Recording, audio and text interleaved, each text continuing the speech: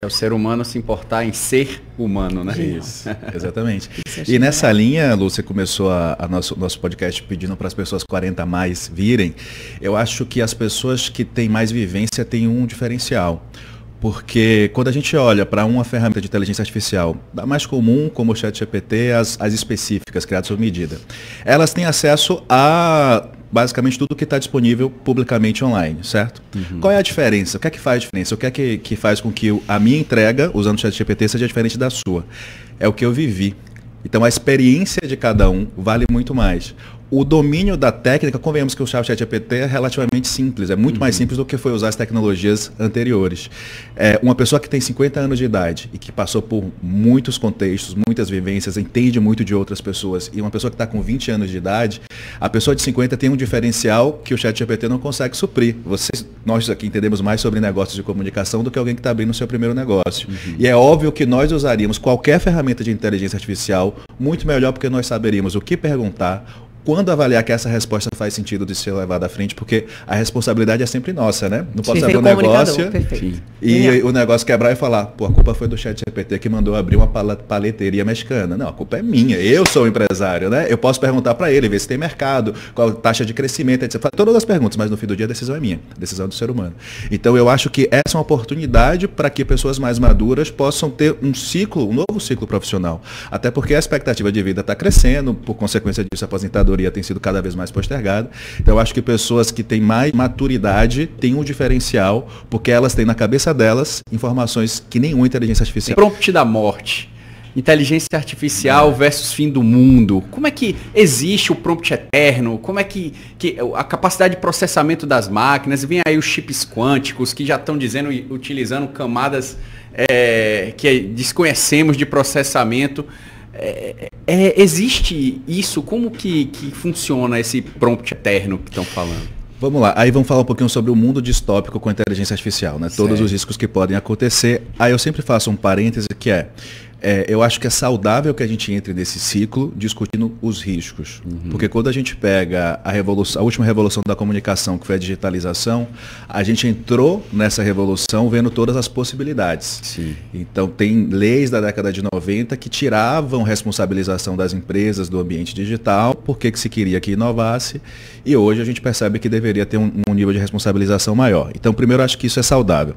Segundo, ainda sobre uma questão de visão distópica, nunca aconteceu na história da humanidade de uma tecnologia ou de um instrumento assumir o protagonismo e a agência no sentido de capacidade de agir e excluir a gente. Então eu tenho dificuldade de enxergar esse mundo. Eu só vi isso em filme, como Mad Max, enfim, Exterminador do Futuro. Então, a gente não tem embasamento histórico para pensar como é que isso poderia acontecer. O que é que a gente tem?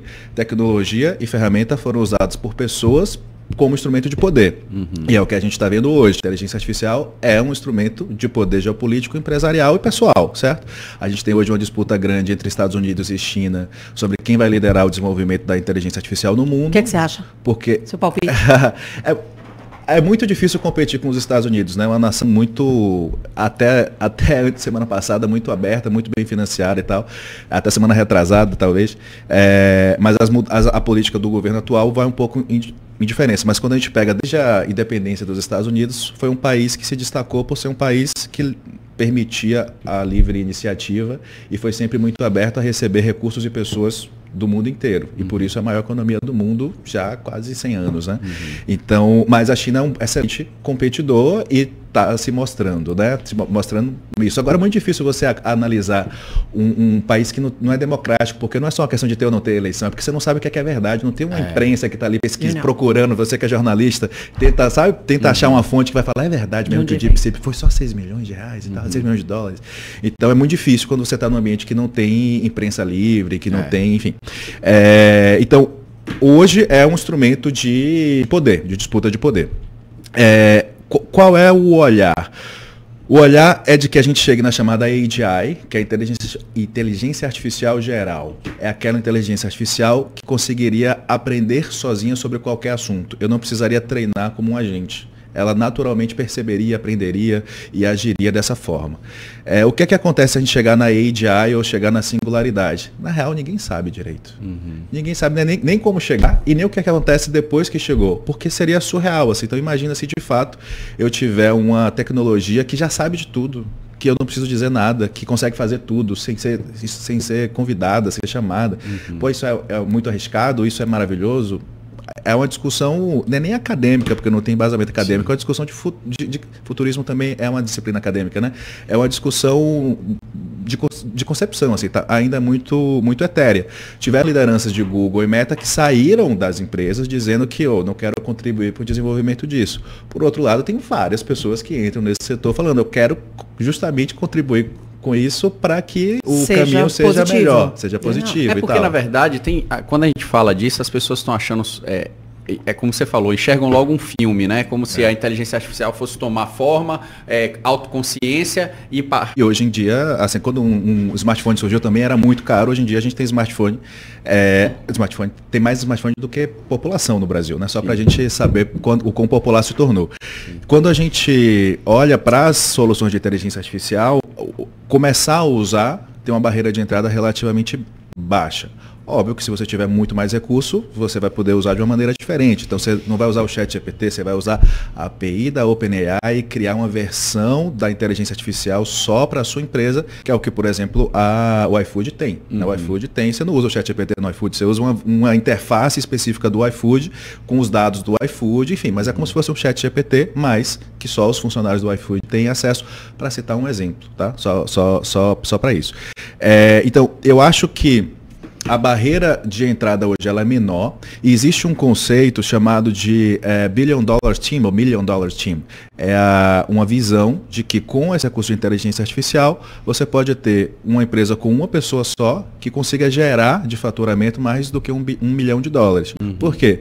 Por exemplo, eu conversei com um cara que ele está executando essa tese. Essa é uma tese que eu confio médio, tá? Mas ele está executando essa tese. Hoje ele tem uma empresa que fatura alguns milhões de reais e que é só ele full time.